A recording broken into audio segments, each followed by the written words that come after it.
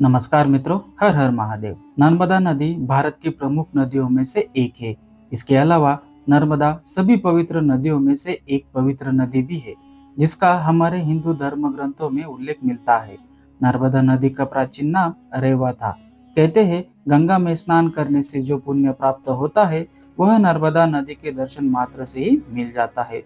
माँ नर्मदा नदी के दर्शन मात्र से जीवन के समस्त पाप धुल जाते हैं। सभी देवों के पूजनीय मां नर्मदा, जिनके स्पर्श मात्र से मनुष्य के सभी रोग दुख दर्द दूर हो जाते हैं।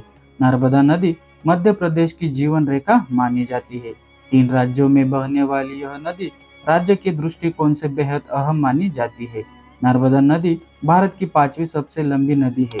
नर्मदा नदी के जन्म की कहानी बहुत ही रोचक है, और उससे भी रोचक है इसके नदी बनने की कहानी, जो जानेंगे इस वीडियो में। नमस्कार मित्रों, मैं हूं आकाश और आप सभी का स्वागत है द सनातनी टेल्स में।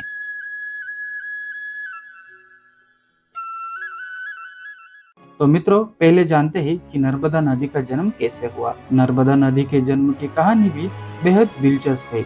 पौराणिक मान्यताओं के अनुसार भगवान शिव के पसीने से मां नर्मदा नदी का जन्म हुआ था, जिसको लेकर एक कथा प्रचलित है। कहा जाता है कि भगवान शिव मैखल पर्वत पर तपस्या में लीन थे, तब उनके पसीने की जो बूंदे गिरी थी, उससे ही मां नर्मदा का जन्म हुआ था। इसलिए प्रचलित मान्यताओं के हिसाब से मां नर्मदा को भगवान शंकर जी की पुत्री भी कहा जाता है। माना जाता है कि भगवान शिव के आदेश से ही मां नर्मदा धरती पर आई थी, जिन्हें अविनाशी होने का वरदान भी भगवान शंकर जी ने दिया था।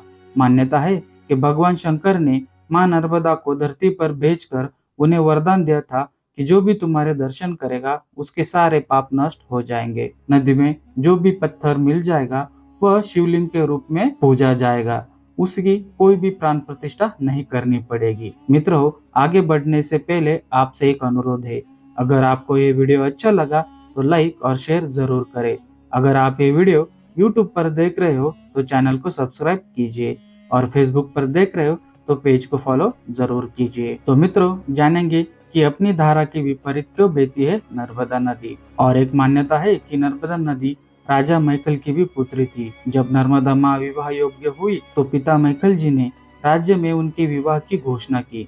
साथ ही यह भी कहा कि जो भी व्यक्ति गुलबकावली का फूल लेकर आएगा, राजकुमारी का विवाह उसी के साथ होगा। इसके बाद कई राजकुमार आए, लेकिन कोई भी गुलबकावली लाने की शर्त पूरी नहीं कर सका, मगर राजकुमार सोनभद्र ने गुलबकावली का फूल लाने की शर्त पूरी कर दी। इसके बाद नर्मदा और सोनभद्र का विवाह तय हो गया। राजा मैखल ने जब राजकुमारी नर्मदा और राजकुमार सोनभद्र का विवाह तय किया, तो राजकुमारी की इच्छा हुई कि वह एक बार सोनभद्र को देख ले। इसके लिए उन्होंने अपनी सहेली जूहिला को राजकुमार के पास अपने संदेश देकर भेजा, लेकिन काफी समय बीतने के बाद सहेली जूलिया वापस नहीं आई। इसके बाद राजकुमारी को चिंता होने लगी और वह उसकी खोज में निकल गई। खोज करते हुए वह सोनभद्र के पास पहुंची और वहां जूहिला को उनके साथ देखा। यह देखकर उन्हें अत्यंत गुस्सा आया। इसके बाद ही उन्होंने आजीवन कुंवारी रहने का प्रण ले लिया और उल्टी दिशा में चल पड़ी। कहा जाता है कि तभी से नर्मदा अरब सागर में जाकर मिल गई, जबकि देश की अन्य सभी नदियां बंगाल की खाड़ी में जाकर मिलती है। तो मित्रों, आज के वीडियो में बस इतना ही। उम्मीद है कि आपको वीडियो अच्छा लगा होगा। अगर आपको ये वीडियो अच्छा लगा तो लाइक और शेयर जरूर करें। अगर आप ये वीडियो YouTube पर देख रहे हो तो चैनल को सब्सक्राइब कीजिए। Facebook पर देख रहे हो तो पेज को फॉलो जरूर करें। इस वीडियो को अंत तक देखने के लिए बहुत बहुत धन्यवाद। हर हर महादेव।